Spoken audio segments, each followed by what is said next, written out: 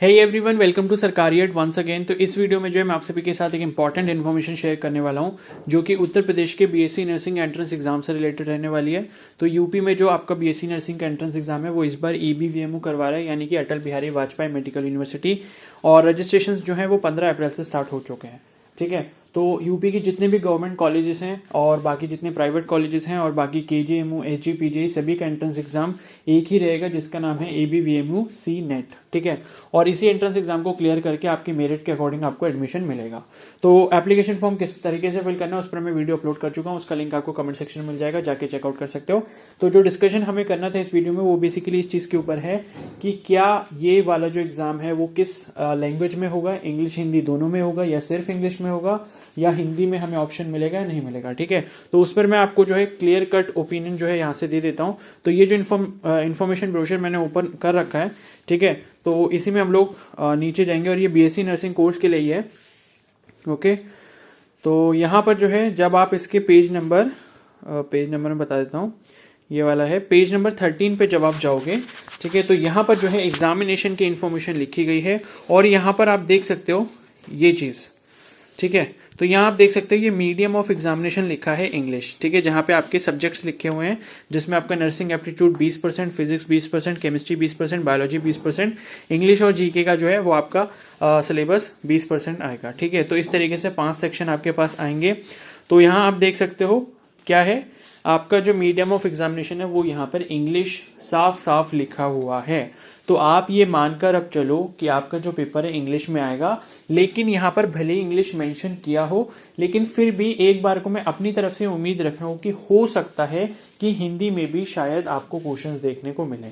ठीक है, देखो यहाँ पर तो आपको इंग्लिश साफ साफ लिखा है, लेकिन फिर भी मैं अपना ओपिनियन बता रहा हूँ कि ऐसा हो सकता है। ठीक है, लेकिन ऐसा हो भी नहीं मतलब जरूरी भी नहीं है, क्योंकि उन्होंने पहले से मना कर दिया तो आप बाद में कुछ कह भी नहीं सकते।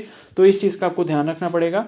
तो अभी जो भी हिंदी मीडियम के कैंडिडेट्स हैं या हिंदी मीडियम से जिन्होंने पढ़ाई करी है, तो वो जो अपनी प्रिपरेशन कर रहे हैं या प्रैक्टिस कर रहे हैं, वो थोड़ा सा अपना इंग्लिश के सिलेबस को लेकर चलें। मतलब जो भी अपनी बुक्स वगैरह पढ़े हो, टॉपिक्स पढ़े हो, तो उनको थोड़ा थोड़ा जो है इंग्लिश में पढ़ने की आप लोग कोशिश करें तो ज़्यादा अच्छा रहेगा। ठीक है, लेकिन फिर भी यह है कि इंग्लिश के जो भी आपके क्वेश्चंस होते हैं, चाहे वो फिजिक्स के हों या केमिस्ट्री के हों या बायोलॉजी के हों, ठीक है, तो उसमें जो है जो भी टर्म्स होते हैं आपके, वो तो देखो आपको हिंदी वाली बुक में भी इंग्लिश में ही मिलते हैं।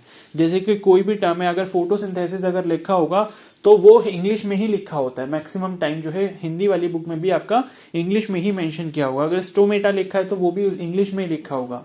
क्लियर है ना, या गार्ड सेल्स लिखा है या कुछ भी लिखा है, ठीक है, माइटोकॉन्ड्रिया लिखा है तो वो भी इंग्लिश में लिखा होगा। तो ये है कि आप हिंदी की अगर बुक्स भी पढ़ते हो तो उसमें जो आपको टेक्निकल टर्म्स होते हैं वो इंग्लिश में ही दिखाई देते हैं।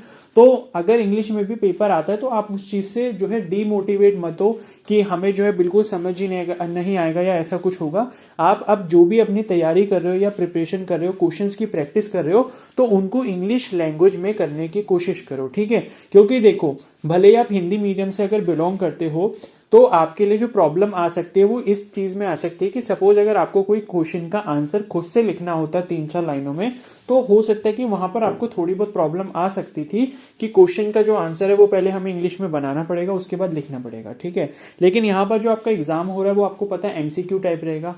MCQ टाइप में क्या है, बस आपको क्वेश्चन समझ आ जाए, क्वेश्चन आपको समझ आ गया, आंसर आपने दिमाग में सोच लिया और आपको जो है करेक्ट ऑप्शन पे टिक लगा देना है। ठीक है, क्योंकि ऐसा तो है नहीं कि आपने इंग्लिश पढ़ी नहीं है बिल्कुल भी और आपको इंग्लिश पढ़ना नहीं आता, तो उससे बिल्कुल भी आपको डरना नहीं है, डीमोटिवेट नहीं होना। बस इतना सा ध्यान रखो, जो भी हिंदी मीडियम के कैंडिडेट्स हैं वो क्वेश्चंस को जो है प्रैक्टिस जो करें वो इंग्लिश की बुक से करें, जिसमें इंग्लिश में क्वेश्चंस दिए गए हैं।